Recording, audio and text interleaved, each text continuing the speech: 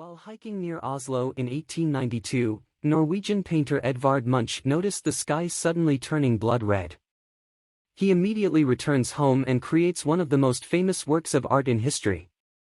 This is how the screem painting finds its place in our lives. But have you ever wondered what the screem is screaming for? Munch explains those moments and the muses that came. When the sky turned red, my friends continued on their way. I was so nervous that I couldn't move for a while. All I felt at that moment was the scream of nature. Munch's first attempt to reflect these feelings is actually despair, not scream.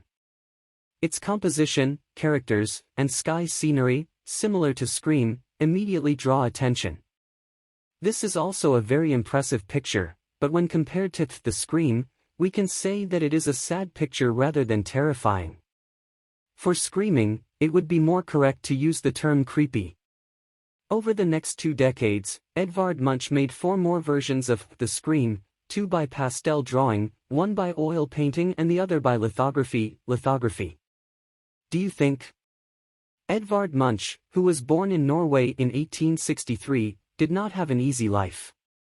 Munch's youth, who had to face the death of his mother and sister at an early age, turned into a very difficult path when a normative father and an oppressive upbringing were added. Despite his difficult youth period, Munch attended the Royal School of Art and Design in Christiania at the age of 17. He first started painting during his long illness as a child. Although Munch seemed to be interested in the Impressionism movement when he was in his early 20s, he soon changed his direction as he did not find his work satisfactory. Because of the changing weather and light, each of Monet's lotuses, one of the pioneers of the current, is different from the other. What Munch was looking for was more than matter, he was looking for an outlet for his intense emotions. Therefore, his main interest was an artistic style suitable for the expression of the spiritual world rather than the external appearance. His 1886 work, The Sick Child, is cited as his first successful attempt to find the style he was looking for. During a visit to Paris in 1889, Munch found what he was looking for.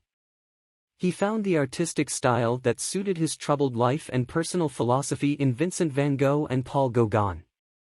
But most importantly, he learned that emotions can be expressed with colors. Munch's 1900 Golgotha seems to be a clear reference to Gauguin's Yellow Jesus. What Van Gogh learned from his art was that how the world looked can be changed and shaped by his emotions. He made his own versions of Starry Night. Munch returned to Christiania from Paris and created Melancholy in 1891. While it is obvious that he was influenced by Gauguin and Van Gogh, Munch actually did much more than combine the styles of these 2 painters. Something completely new. The world of his art was purely psychological. Munch simplified things over time, focusing more and more on the power of colors, allowing the human figures to become more obscure. Unwittingly, he had created a style in art that was more emotional than ever before. His liquid figures were melting before our eyes, almost burning with the intensity of his emotions. He painted several versions of Melancholy, each in different colors and forms. The scream represented the essence of his quest for Munch.